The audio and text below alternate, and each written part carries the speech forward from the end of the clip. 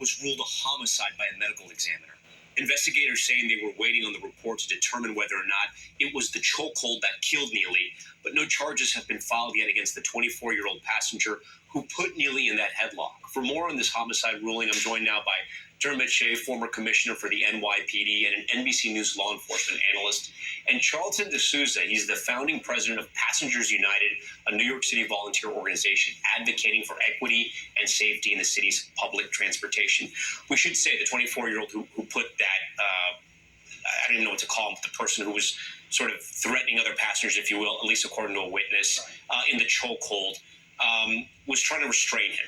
And he eventually died. And I guess the question to you is, from what you've seen, and if we can roll the video for our viewers so they can watch it again in case they haven't seen this story, when you see the chokehold being placed here, and I believe this is the beginning part of the video, it was a chokehold for 15 minutes. Commissioner, when you see this, do you see a crime being committed here?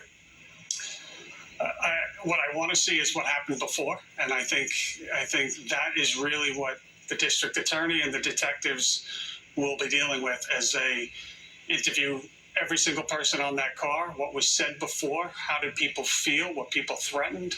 Was there a weapon displayed? We certainly haven't heard anything of a weapon involved, but all of those factors are going to be. But if if some of the witness testimony holds up that this man came into the subway car, he was threatening other riders. Is that enough to justify what you just saw there? So then they're going to get into, and every single incident will be treated differently.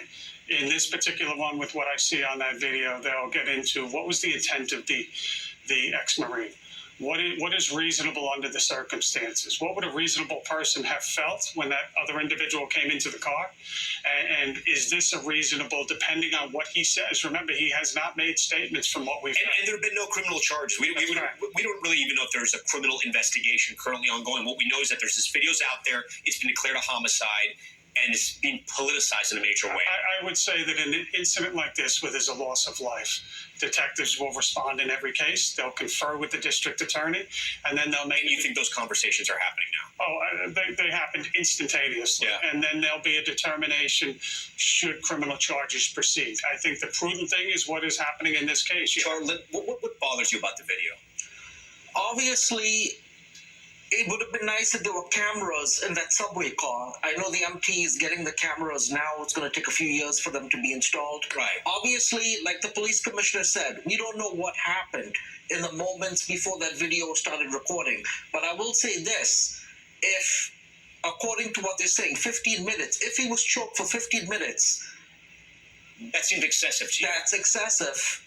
And I just feel like, I noticed when he was dead, when we were looking at the pictures, the guy had his leg right in between him, and he was already dead. So, that is concerning. But I feel like the whole sense in our city, this shouldn't happen. I was going to say, your whole job is advocating for passengers, yes, right? And I think it's fair to say that New Yorkers can sometimes feel very afraid on those subway cars, right? I've been assaulted 3 times in the subway. 3 times you've been assaulted? Yes. Recently? About the last 3 or 4 years. You've been assaulted 3 different times. So when you saw that video, what was your initial reaction? That could have been me putting that guy like that. But I mean, I'm not strong enough. There was a time when I saw a guy harassing women on the train, and I remember I chased him down. I called 911. The cops came. Turns out he had 2 outstanding warrants, and the police warned me, never do that again, because you're putting yourself in a very dangerous situation. You don't know if that guy could have had a knife. You don't know if he could have had a gun. Yeah. So that's why now when I see things happening on the train, the first thing I do is switch cars, press the emergency intercom, let the crew know, then go on Twitter and let the RCC Rail Control Center know. I guess what people are outraged about is that it was 15 minutes, right? A chokehold for 15 minutes. That's way longer than any sort of MMA fight would take, right? And I guess the question is, did the person doing that know he had already passed the line, that the person was dead, or was he worried about the other passengers and his own safety? And this will be exactly what the district attorney will be struggling with, in my opinion. And if you play it out, if charges are preferred, and it winds up going to a trial, what are the other passengers in the car going to say? Are they going to say something similar to Charlton, that I was the victim in the